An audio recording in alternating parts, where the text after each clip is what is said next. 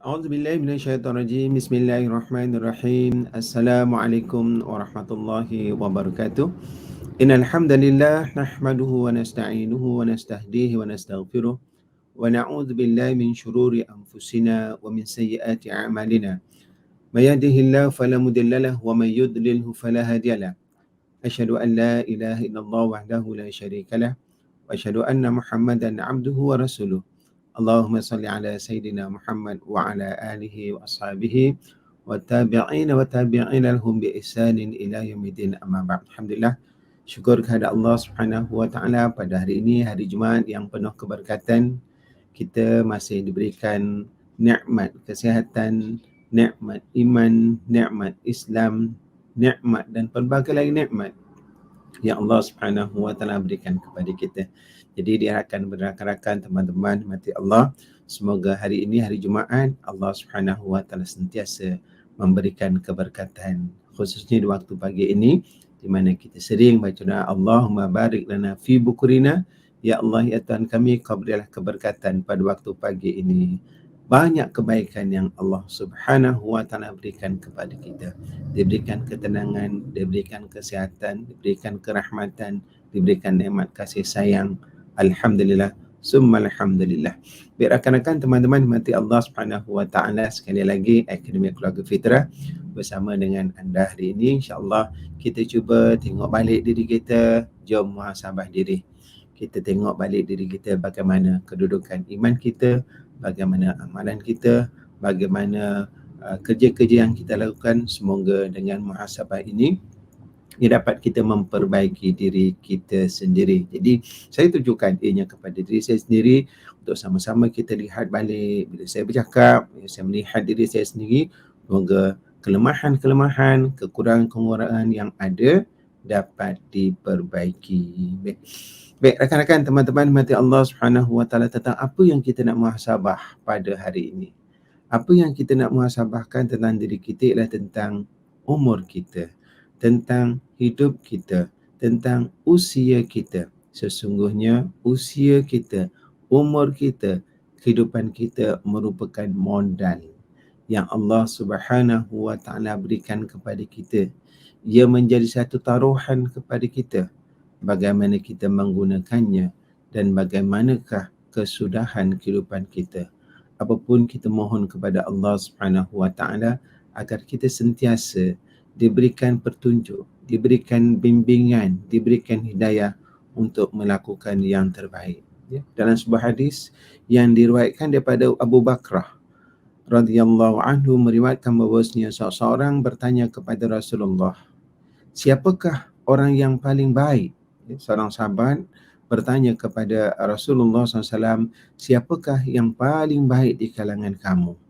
Maka Rasulullah SAW menjawab, orang yang paling baik itu adalah orang yang panjang umurnya dan baik amalnya. Artinya rakan-rakan, teman-teman mati Allah Subhanahu wa taala, pada kata-kata Rasulullah ini, orang yang paling baik itu ialah orang yang panjang umurnya. Inilah yang kita selalu berdoa kepada Allah supaya kita panjang umur. Ya Allah ya Tuhan kami, kau panjangkanlah umur kami. Bukan sekadar panjang umur kita, tetapi kita inginkan dan kita harapkan semoga usia yang panjang itu kita gunakan untuk melakukan perkara-perkara yang baik. Lantas lelaki tadi bertanya lagi, bila Nabi dah sebutkan siapakah yang paling baik, itu ialah orang yang paling panjang umurnya dan paling baik amalannya, maka ditanya balik, sebaliknya siapakah yang paling buruk di kalangan manusia? Maka jawab Rasulullah SAW, orang yang panjang umurnya dan buruk amalnya. Allahu Akbar. Jadi inilah menjadi pengajaran kepada kita rakan-rakan, teman-teman mati Allah Subhanahu wa taala, selalu kita berusaha untuk menjadi yang terbaik. Ya, kita mengharapkan kita menjadi yang terbaik, dan Nabi dah tunjukkan kepada kita orang yang terbaik itu ialah orang yang panjang umur dan selalu melakukan amal soleh, menjalankan amal-amal yang baik. Jadi bila amalan soleh ini yang perlu kita lihat ialah daripada dua sudut. Yang pertama, bagaimana hubungan kita dengan Allah Subhanahu wa taala. Bagaimana kita melaksanakan perintah-perintah Allah Subhanahu wa taala, amalan-amalan yang wajib kita lakukan. Itulah yang dikatakan amalan soleh, ya, amalus solihat. daripada kewajipan-kewajipan, ya, kewajipan itu pertamanya solat, puasa, zakat, haji yang khusus berkaitan dengan hak kita dengan Allah Subhanahu Wa Taala. Juga sesama manusia, kita lihat balik bagaimana hubungan kita sesama manusia. Adakah kita telah menunaikan hak dan tanggungjawab kita sesama manusia dengan orang yang paling dekat dengan kita, ya, pasangan kita, suami dan isteri, kepada anak-anak kita, kepada ahli keluarga kita, kepada rakan dan taulan, kepada jiran, sahabat andai kita. Jadi bagaimana kita bermuamalah, bagaimana kita berurusan dengan mereka. Jadi kita semak balik, kita muhasabah bagaimana hubungan kita dengan orang yang ada di sekeliling kita, sama ada yang dekat ataupun yang jauh. Kita tengok balik, adakah kalau kita berada bersama dengan mereka, mereka suka dengan kita ataupun meluat dengan kita. Astaghfirullahalazim. Kalaulah mereka rasa seronok dengan kehadiran kita dan kehadiran kita, keberadaan kita bersama dengan orang yang berada di sekeliling kita adalah sesuatu yang menggembirakan mereka, menyeronokkan mereka, memberikan manfaat kepada mereka, alhamdulillah, itulah yang terbaik. Jom kita berusaha untuk menjadi orang yang dengan kewujudan kita ini, orang rasa seronok, orang rasa gembira, orang rasa banyak kebaikan yang diperolehi daripada kita. Namun sebaliknya, sekiranya kita tengok-tengok balik, bila kita bersama dengan orang tak suka pula, orang rasa menyampah pula, orang rasa meluat pula, bila kita datang dia lari dan sebagainya, kita semak baliklah. Jangan kita terus tuduh orang, kau ni tak nak kawan dengan kita, kau ni pulaukan kita. Jangan kita tuduh orang lain, tapi kita reflect balik kepada diri kita. Kita muhasabah, cek balik kenapa agaknya orang tidak suka dengan kita, orang tidak gembira dengan keberadaan kita, orang tidak merasai kewujudan kita bersama dengan masyarakat. Jadi rakan-rakan, teman-teman dimati Allah Subhanahu Wa Taala, itulah Nabi nak ingatkan kepada kita, yang terbaik di kalangan kita tentang kehidupan kita, yang terbaik daripada sudut umur itu ialah orang yang panjang umurnya dan banyak amal kebaikannya yang dilakukan ketika hidupnya. Manakala orang yang paling buruk pula daripada lihat daripada sudut umurnya itu ialah orang yang umurnya panjang tetapi banyak perkara-perkara buruk yang dilakukan. Na'udzubillahi min zalik, ya. Jadi rakan-rakan, teman-teman, jom kita sama-sama cek balik dan kita perbaiki diri kita sebelum kita dijemput oleh Allah Subhanahu Wa Taala untuk balik menemuinya. Ya, kerana kita tahu, rakan-rakan, teman-teman, hidup kita di atas dunia ini adalah untuk apa? Untuk kita menyempurnakan suatu tugasan, satu tanggungjawab yang kita kenal sebagai taklifat. Dan taklifat itulah kewajipan-kewajipan yang perlu kita tunaikan dan larangan-larangan yang perlu kita sentiasa jaga, sentiasa berhati-hati. Jangan sampai kita melampaui, melanggar larangan-larangan Allah Subhanahu Wa Taala. Jadi rakan-rakan, teman, yang disuruh ni ada dua. Yang pertama wajib, ya. Yang wajib ni mesti kita buat, compulsory, tak boleh tidak, ya. Kita mesti lakukan, ya. Itu perkara yang wajib. Manakala yang sunat pula, ya, yang sebaik-baiknya kita cuba lakukan sebaik mungkin perkara-perkara sunat. Tapi kalaulah kita tidak melakukannya, maka ia tidak menjadi kesalahan. Namun kalau kita nak menjadi yang terbaik, yang wajib ini mesti dilakukan secara sempurna. Yang sunat ini kita lakukan dengan bersungguh-sungguh untuk kita menyempurnakan ataupun menampung mungkin ada kekurangan-kekurangan, ada kelemahan-kelemahan, ada kelompongan-kelompongan daripada kewajipan-kewajipan yang dilakukan. Ya. Manakala yang dilarang ada dua. Yang pertama muharramat ataupun yang haram. Jadi muharramat ataupun haram ini mesti kita tinggalkan secara total, tak boleh nak tolerate. Jadi mana-mana yang haram kita kena tinggalkan, sama ada berkaitan dengan diri kita ataupun berkaitan dengan hak orang lain. Contoh, kita makan makanan yang diharamkan dalam Islam, daripada babi, najis, perkara yang memudaratkan tak boleh. Ataupun berkaitan orang lain, kita ambil hak orang lain, ataupun kita mengatur orang lain, kita memburukkan orang lain, menuduh orang lain cara yang tak betul. Yang semuanya itu kita mesti tinggalkan kalau namanya perkara yang haram. Ada pula larangan yang bentuknya perkara yang makruh. Yang makruh ini ialah sebaik-baiknya kita tinggalkan. Kita berusaha untuk kita tinggalkan. Kalaulah kita terbuat juga, ya, maka di situ ada keringanan di mana tidak diambil salah dan tidak berdosa. Tetapi tetap tidak baik juga kerana ia satu perkara yang Allah Subhanahu Wa Taala tidak sukai.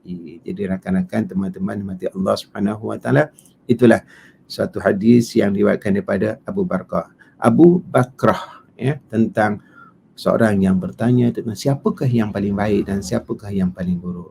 Maka satu hadis pula yang diriwayatkan daripada Jabir, meriwayatkan bahawa Rasulullah SAW bersabda yang maksudnya, orang yang paling baik di kalangan kalian orang yang paling panjang umurnya dan paling baik amalannya. Jadi hadis maksudnya sama, lafaznya sama, tetapi diriwayatkan oleh Imam Jabir. Maka Abu Hurairah radhiyallahu anhu meriwayatkan dalam sebuah hadis yang bermaksud orang yang paling baik di antara kalian adalah orang yang paling panjang umurnya dan paling baik amalannya. Jadi di sini apabila lihat dalam beberapa hadis ini, ya, semuanya memberikan maksud yang sama. Jadi hadis ini, ya, diriwayatkan oleh ramai sahabat, menunjukkan bahawasanya kuatnya hadis ini dan ia merupakan suatu perkara yang penting sehingga ramai sahabat yang mendengar apa yang Rasulullah SAW menceritakan, memberitahu kepada kita tentang orang yang terbaik itu ialah orang yang paling panjang umurnya dan orang yang paling baik amalannya. Ya, manakala sebaliknya orang yang buruk itu, yang paling tidak baik itu ialah orang yang umurnya panjang, ya, tetapi dipenuhi dengan perkara-perkara yang tidak baik, yang membawakan kemudaratan, yang menyebabkan orang yang susah, ya, dan juga memudaratkan dirinya sendiri. Ya. Itulah rakan-rakan, teman-teman, dalam hadis yang lain diriwayatkan pada Ubadah bin Samit bahawa Nabi SAW berkata, maukah kalian aku beritahu mengenai orang yang paling baik di kalangan kamu? Kalaulah hadis yang pertama tadi, sahabat bertanya, ini Nabi sendiri beritahu kepada para sahabat, nak tak kalau aku tunjukkan kepada kamu, bagi tahu kepada kamu orang yang terbaik, orang yang paling mulia, orang yang paling baik di kalangan kamu? Tentunya para sahabat yang dahakan bimbingan Rasulullah SAW, yang sentiasa bersedia untuk menerima tunjuk ajar daripada Rasulullah SAW, dengan tegas menyatakan, pasti, tentu ya Rasulullah SAW. Maka bagi dia menyatakan, orang yang terbaik itu iaitu orang yang tetap dalam Islam. Maksudnya orang yang istiqamah, berada di atas agama Islam, istiqamah mengamalkan ajaran Islam, dan istiqamah dengan perkara-perkara yang baik serta meninggalkan perkara yang dilarang oleh Allah Subhanahu Wa Taala. Artinya dalam penghayatan Islamnya itu dilakukan secara konsisten, secara berterusan, secara istiqamah, dan paling panjang umurnya di antara kalian jika mereka benar-benar lurus. Maksudnya apa, tuan-tuan puan-puan?